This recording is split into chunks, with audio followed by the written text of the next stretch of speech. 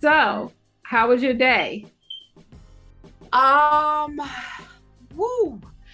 I have been having the world's incredible day. Positive energy, excitement, news, pushing this book Okay, okay. and embracing me for the very first time. Um, being, oh my God, being transparent and what's that word that everybody always say? And I get it now when Vulnerable? you are, uh, Vulnerable? no, I'm not. Well, Vulnerable? I think I'm beyond that because God has transformed me into a different person. That means that I'm transparent. I'm no longer vulnerable because I was broken. That was when I was broken. Okay, okay. I ain't vulnerable no more, but I am true to thyself.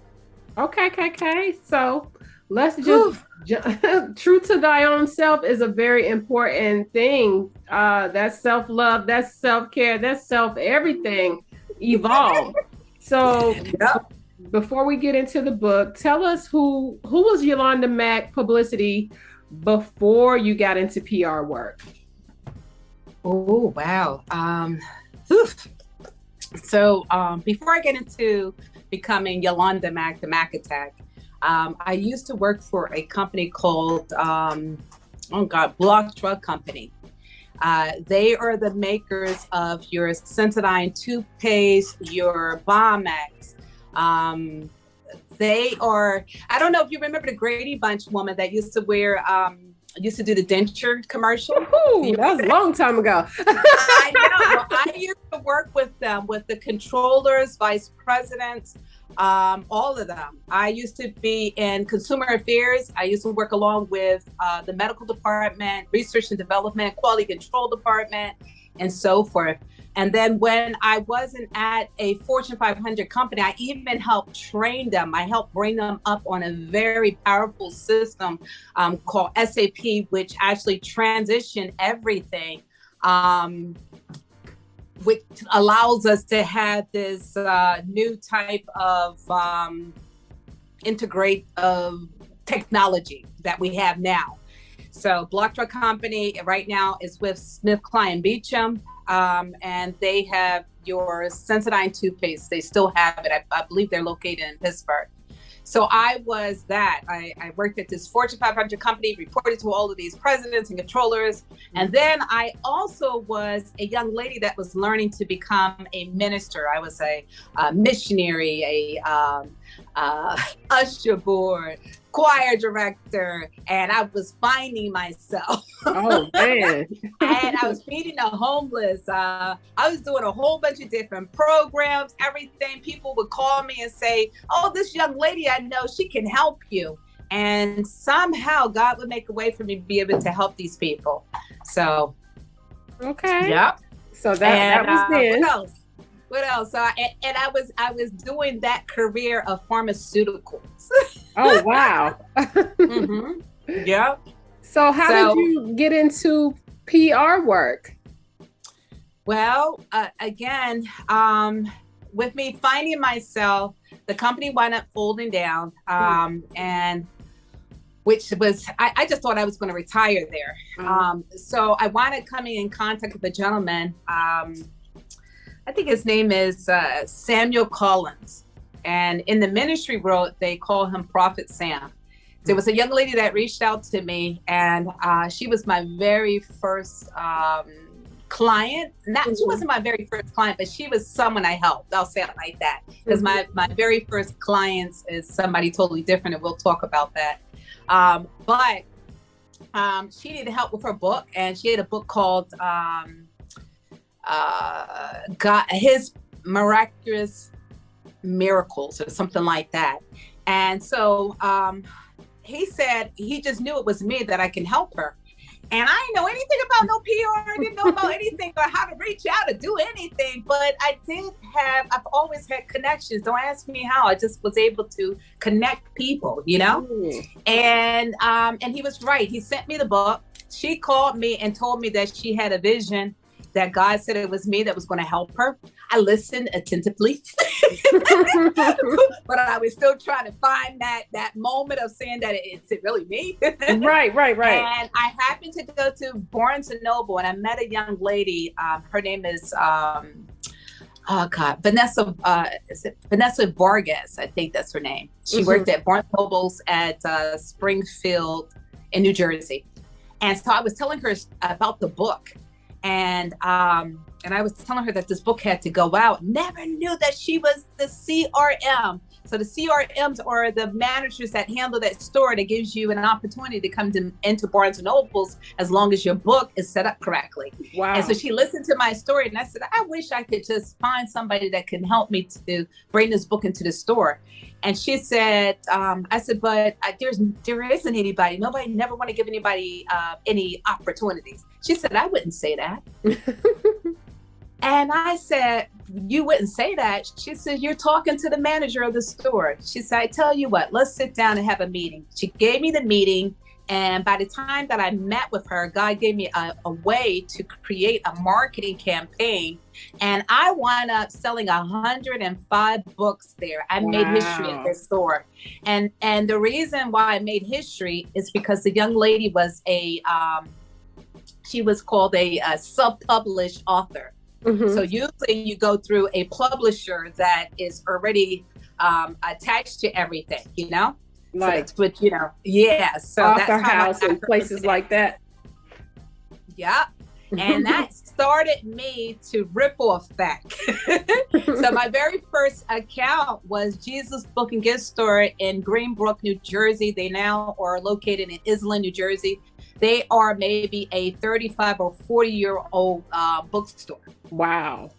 I had them. Then I had platinum hip hop artist Nocturnal was the next person with Jesus Book and Gift Store. So that means that I had over 10,000 or more churches that would call me up that was either pastors or whatever it may be. Yeah. So, yeah. That's how you got in the door. So you had the gift of the gab. You knew how to market. You know how to write, obviously. So then that launched you into what domain from there? Because you are a publicist, but what type of publicist are you? Are you brand management or media? So let's talk about that. So when I picked up Nocturnal, I became his manager, and then I transitioned into becoming his publicist. Wow. Yeah. So I picked him up. I also picked up, at the time, I worked along with a gentleman by the name of Creep Dog. That was related to Snoop Dogg some way, and as well as, of course, Knock. Knock real name is Royal Harbor, and so I had him. Then I wound up picking up legendary Ron Killings from WWE. Okay. We started doing a whole bunch of different things. I also worked along with Data 5000 from the Kimball Slice fight. I picked him up. We almost was about to do another fight, just couldn't get everything together, and time just kept moving fast. And from there, I picked up, oh my God, you're taking me back so much. I also start working along. I love this man so dearly, and for him to give me the opportunity too. His name is Angelo Ellaby. Oh, that's my boo. You talk about your boo. He birthed me. Let me tell you, that man would pick up the phone. There were days that I would just cry, and he would share stories about his mom with me and tell me, get yourself together, Yolanda. You're going to do this and blah, blah, blah, blah, blah. And I never laid eyes on him until 2 years ago. Oh, wow. I've been talking to him for over 14 years. Wow. I feel it's still, how when people say they're your father and the Lord and all of that stuff. Yeah. He's my daddy. He's everything to me, And he had even given me opportunity to work with his accounts, like Dionne Warwick, Robert Cool Bell. I have helped over the years. I've literally actually helped launch the what is it called? What is it called? Lay something champagne or something. I can't even think of it. Cool. The Cools, yes. The Cools. I was one of the people that helped with the campaign in Atlanta. So, I can sit here and go on and on. I even have Robert Parham, our five-time world kickboxing champion, 4-time Golden Gloves. And then we wind up doing Snow Black. Oh, it's an award-winning film. We wind up working along with Mr. Hawthorne Jameson, the Williams. That film is incredible. And he had transitioned from being a kickboxer into doing a film producer. So I'm also an associate film producer because of that movie. And I bought back my former client, Knock, into the movie, and he wound up doing some music and everything in it. The music is incredible. I think it even got Tupac in some of the music of Tupac with him in it. Yeah. That's outstanding. Yeah. So you are a woman with many, we're going to say fedoras. Women don't just wear hats. We wear fedoras. Okay. So yeah. So then that's led you into authoring your own work. So tell us about that. Okay. So that's going to be a little story. Okay. So there's been for years, just been over the last 15 or 18 years that people have been telling me that I had to write my own book. And I know this sounds crazy. Until this year, I was broken. Within the last 2 years, I was broken from family, friends, everything. And you know, even though we don't share that things are bothering us, all of those things happen to us, right? Right. And so I run into this beautiful woman named Linda Bronze. And I met her last year, and we were coming to just do regular business, but she happened to share that she's writing a book. I happened to share a couple things, and she said, "Oh my God, Yolanda, your story is incredible." Sure. And she said, "I'm going to encourage you to write that book." I said, "Okay." And because of the love of getting involved with everybody else, you know, you forget yourself, you know, because you're pushing your stars. You never think about you. Right. Well, Linda turns around and calls me back, and she says, "Yolanda, I'm going to put you in my book." I said, "You what?" "I'm going to put you in my book, along with 15 other powerful influencers." I'm talking about really powerful influencer, like the former vice president of Buffalo Wild Wings and Human Resource. Oh, wow. And then even Barbara, I think Barbara's last name, I have the book in front of me. I think Barbara is this is like a cartoon thing that they did. Okay. But this lady is she's Hall of Famer, and she's in the world's Guinness Book of Records. She's been traveling for 7 continents and 50 states. And so she's in there. Then you got another young lady that retired at age 29, other powerful keynote speakers, you name it. And the lady that is Buffalo Wild Wings, the former vice president, I believe she is, and Human Resource. Let me see if I can find her real quick.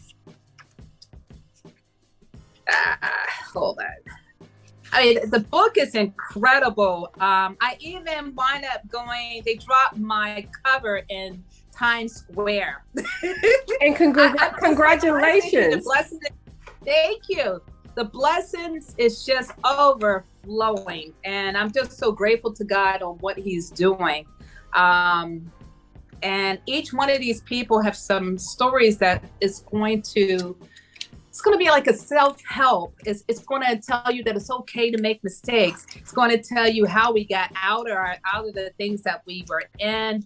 I don't know, you know. And you know, when you're looking for something, you know how you can never seem to find what you're looking for when it's time to find it. My life. Story of my life. And I know I have it. One moment. I'll show you in a second. Hold on. Let me put my girly girls on. Okay. So, with that said, the book is mind-blowing. The stories that you're going to hear is just incredible by the women because they tell their truth along with mine. Mine is called Trials and Tribulations. Faith by Trials and Tribulations. They never heard the gun. So that's the title of mine. And it's a true story. It's my life on what happened to me when I was young. Mm-hmm. And then also transitioning into almost dying with the birth of my son. It's a lot. And I still can't find her, but anyway, maybe I should just say, gotta get the book. You gotta get the book. So if you so for people who don't know who I'm talking to right now, this is Yolanda Mack, CEO of Miss Marketing LLC. She's contributing author to the anthology Wisdom Before Me. So this book is how many women co-authored the book? You know, I'm just so grateful you got me on your show, your television show. So there's 15 authors in the book. And 15. Linda Bruns, I don't know if you can see her face or not on your TV screen, but that's Linda. Uh-huh. And this woman is beautiful. I consider her like a sister, real sister of mine, you know? Right. And she is the visionary of all of this. She brought all of those people's stories together. And she said, Yolanda, your story has to be told. Do you know, I tried to run from this. I tried to not do the book. And what I mean by that, I just kept absorbing other people's work, and I was forgetting about my goal and my task. Yep. Right. And then I ran to a prophet. And this young lady caught me in a park, and she said, it is time for you to move forward. You must do your book. I mean, like, I'm just like blown away by all of this. So. Okay. Well, no, you know, the thing is, we talk ourselves out of our blessings. Even though we manifest it, we scare ourselves out of that blessing because we don't know how other people will look at us once we manifest what we actually envisioned. So your time is now. Basically, you did a billboard in New York of all the places. So congratulations with that. Ooh, you've been doing, thank you're you. welcome. Book signing. So when is your next signing? Well, my next signing is December the 10th. I am going back to Jesus Book and Gift Store, my very first account. Can you believe that? I'm opening my very first account that God gave me, and I'm going back with my own book after all those years. Now, it's been over 14 years that I haven't been back to that store. And altogether, maybe the last 7 years, because I had them that long. They were my very first account to Miss Mac Marketing. Wow. Congratulations. That's huge. I can't believe it. Like my very first rejection is the first person to cut me a check as a professional writer. So I can't believe it. When it's time, it's time. And then speaking of, it's time to tell your story. What is one passage, without giving too much away, is something that you can look back on? We know that the stories are personal. We know that there are lessons that help catapult you to where you are now. But what is something in that book that you wrote, very specific to you, that motivates you, that lights a fire under you to keep you going forward? Ooh, well, all right, so I'll share, again, I can't take credit of it. I can only share what was shared with me, okay? Mm-hmm. So in the book, I talk about me meeting a prophet. And the prophet told me, at the time I had my own church. My church at the time was New Beginnings Ministry International, Inc. And so I ran into this prophet, and it was so profound that I couldn't believe it, you know? He says that the doors of your church had to close because there are millions and millions of people waiting to work with you. And I just looked at him. And he says to me, I hear the Spirit of the Lord telling me that you're going to be known by Matt. That's what he kept saying. Matt. And I'm looking at this man like he was cuckoo. Don't get me wrong. I'm a believer. But I said, I'm going to go around the world. That's so big. And sometimes we just don't receive the word that God has given to us. You follow me? Because I was like, how could it be me? Me? Mm-hmm. He said, yeah, you're going to be known globally around the world. You're going to be around television. You're going to travel here and there. But at the time, I could not connect the two because I was still married to my ex-husband. My last name was not Mac. And I'm like, what is he talking about? But I never, ever realized my last name is McIntosh. And the nickname for Macintosh is Mac. So the statement was true. The statement was true. Okay. And so, yeah, it was true. So with that, with the book, you, like I said, you are touching so many locations with this book. Who is the and the book is written by women, but who is the intended audience? Ooh, okay, so the audience is for everyone. Mm-hmm. Okay, so again, the book can go from a corporate level of teaching on how to be able to be courageous in your work field, right, and also being able to execute, also teaching you about trials and tribulations or what can happen in the work field. On the ministry side of the spiritual side of is a new birth. Think of it almost like a revival that's happening with anybody. Mm-hmm. This book is for anybody that picks it up and begin to do self-examination. Right. It is so important to know your past in order to correct your future. That's right. So, and many of us never want to go back. We never want to look back. We said the past is the past, but you have to understand why you do what you do, or why your family or your cousin, your mother, your friends, or whatever, why you do what you do, because that's a part of a chemical makeup of you. And if there is if there's a toxic relationship or toxic marriage life or friendship, you have to really look at those things and find out why, and then fix it. You have to, or unless you want to continue to go down the road, and I'm going to guarantee you that you're going to keep hitting a brick wall. Why are you going to keep hitting a brick wall? Because God is still trying to teach you this lesson. I just spoke to someone earlier today, and I explained to him those trials and tribulations, we're given those trials and tribulations so that we can have a new birth. What does that mean? We have to tear off the old man and stop doing the same thing over and over, because it's never going to change. If you want to change a relationship with someone, then you must change along with them. Okay. You can't do it by yourself. Somebody's like, we get ready to get educated on here tonight. All right. So now the book is self-love. It's self-love. You have to start loving you. Do you know, when I say I was broken within these 2 years, I was broken in every area and every part of my life until I told myself, Yolanda, I love you. I don't care what the next man say I am or what I am. The only person that I realized I was in competition with was me. I only had to make me happy. And then I fell in love with Yolanda Mack, the alter ego that was inside of me. And I had to embrace her and pull her to me and say, I receive who you are. I love you. I start learning about me. I went to dinners by myself and didn't realize that I could enjoy me. Right. That's right. And start loving on me. And then the ultimate that was so detrimental to my life. Sorry about that, but oh my God, what I'm about to say to you, and I'm shaking while I'm about to tell you, is that I had to tell myself that, Yolanda, it's okay. It's okay. I had to tell myself about it is okay. And you have to change.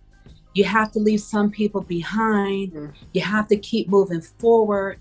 I had to tell myself, it's okay. You got to start loving you. You need to find out who you are. And most of all, I had to receive the things that people were saying that was so hard to receive. Some people said, you have $1 million smile. I never looked at my smile. Some people say you have a great personality, but I couldn't see it. And finally, I had to tell myself, I am all of what people say I am, because God did, when he made something, he makes the most beautiful things, and we are wonderfully made. Everyone. if everyone could just stop for one moment and stop trying to find fault in themselves, they'll realize how beautifully and wonderfully made we are. Right. And talented. Okay. Don't forget that. You know it. Period. Cool. So where can people find the book? Where can they stay up to date with what you have going on? What next for you? Okay. So once again, December the 10th from 11 to 3 o'clock, I'm going to be at Jesus Book and Gift Store. I'm going back home. When I said do that first work all over again, I'm going back home to the person that started me with books and working with people. And we are scheduled to do a Barnes & Noble tour. So the publisher is now publishing on the back of the book. So we'll be touring. Yeah, we are going to be touring. So the next spot's supposed to be in Orlando, Florida. I don't know which Barnes & Nobles, but we're scheduled to go there. We're actually from there, then we're coming to New Jersey. We're just going everywhere. And so I'm really happy about that. I do want to share one little thing out of my book, if I can. Yes, you can. Okay. So there's a part in there that talks about healing and deliverance inside of the book, because there were several moments I had multiple attempts on my life. And so there's a part in here where I give birth to my son, Daniel, and I wind up losing so much blood that the very next day I was semi-paralyzed by my left leg. And I couldn't walk.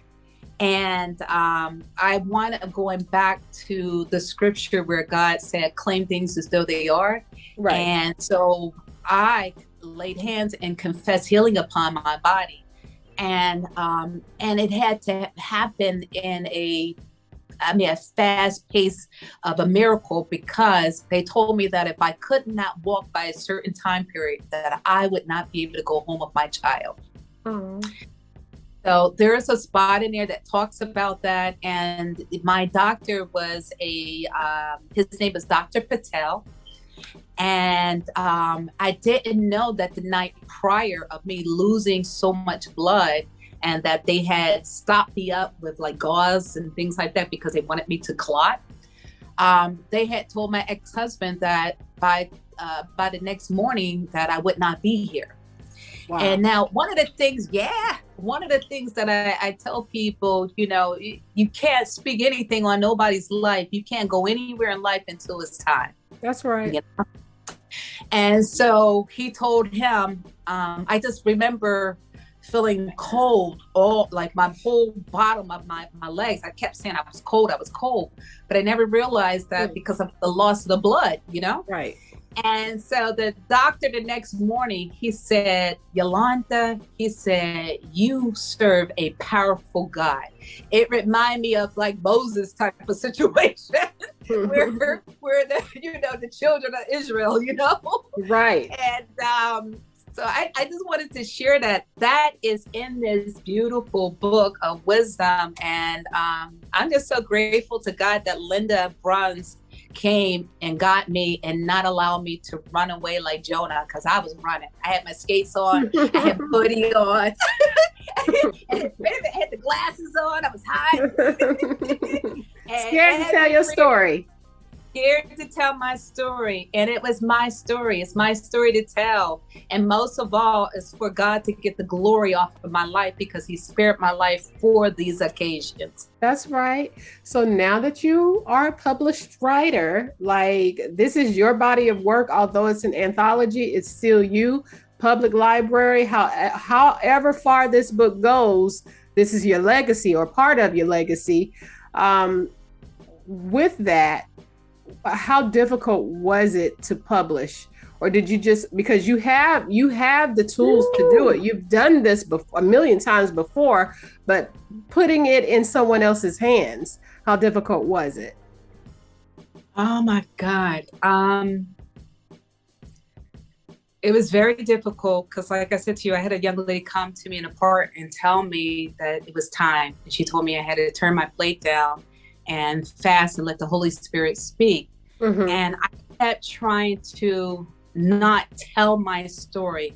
What I mean by that is writing, trying to find the cute stuff to write about. and it wasn't working. Every time when I tried to derail what God wanted me to share, I was stopped in my tracks. I couldn't write. And I just kept, just shutting the computer down. Then I also had people that came to take me off of my track. And finally, one night, I wrote all night long, and it looked gibber. And then we went back and doing the editing, and I was like, all of that came out of me. All of that was, my trials and tribulations, because everybody, my opinion, I'm going to say this to you. I believe that everyone has a form of PTSD. Would do. You say? Okay, thank you. We do. Because I just trying to walk on eggshell. And I wound up sharing all of those things. I remember the trauma of me as a child hiding behind a couch when my cousin shot my aunt.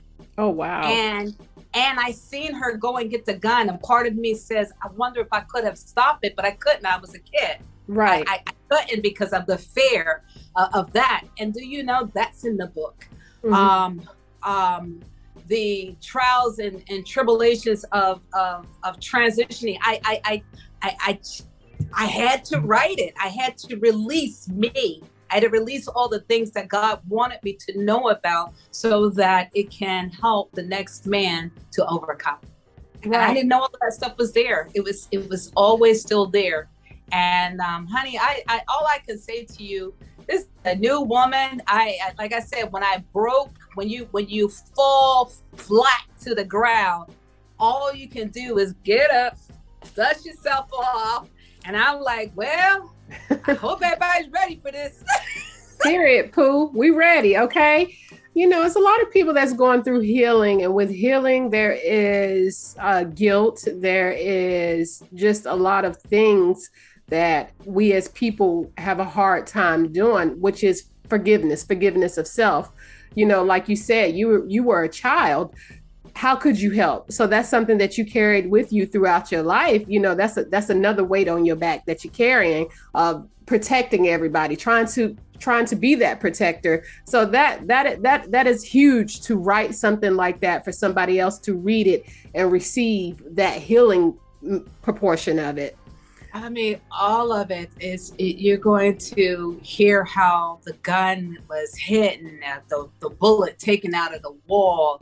And most of all, a child screaming and can't still be heard because there's a brawl going on in the family. And brawl is going on so much, but they forgot there's a child in the house. Right.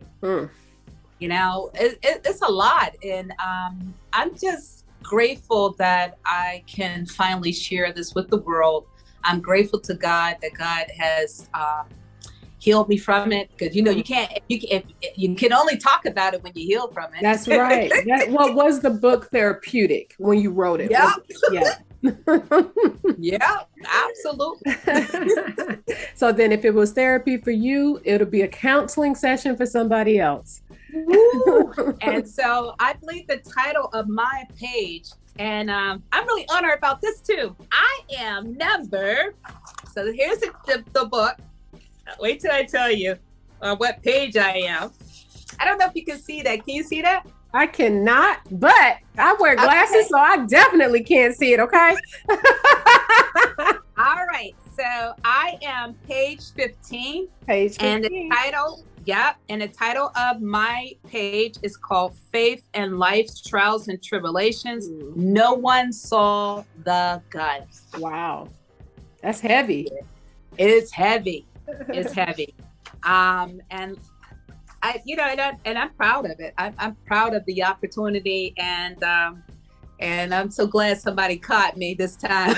Well, congratulations on this huge project and having your more healing, because writing is therapeutic, especially when it comes from life's lessons, and pouring into somebody else who may need what you have to offer. So again, where can readers, or not readers, or both, and viewers download the book? Is it going to be available on Amazon? Is it like, where are the specific locations? Okay, so right now, because of the publisher that now publishing, she turned around and started doing everything with Barnes and Nobles with with the touring and everything. And I believe the next following month is when she's going to start making it available to Amazon. She wanted to make sure that Barnes and Nobles was the first to be able to, have rights to us.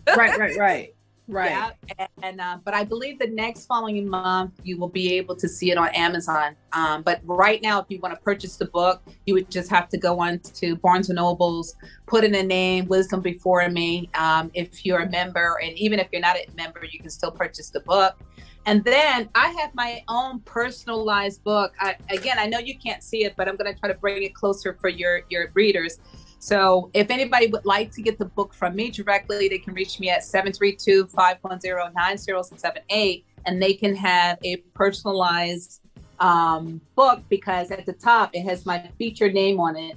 And then Linda also have just a regular book. So if anybody wants to get my book, they got my name on it, and featuring Yolanda McIntosh on the cover, they can reach out to me and I can actually make that happen for them. But if you get the book with Barnes Nobles, it's going to just be, which is our author, Linda Bruns, because she is the visionary of this book. And we are, she's the person that made it happen for all of us. So as authors. Well, congratulations, CEO, author, publicist, the great Miss Yolanda Mack. So thank you so much for coming on to my show. Look, we're gonna call it that. Thank you so much for having me. I am so honored. I mean, right now I don't even know how to act because I've never been on this side. That is all right. Grateful to you. I am so grateful to you, and many blessings with your show. May God continue to bless you. And I'm just so grateful, and I thank you. I thank you, sis. Thank you.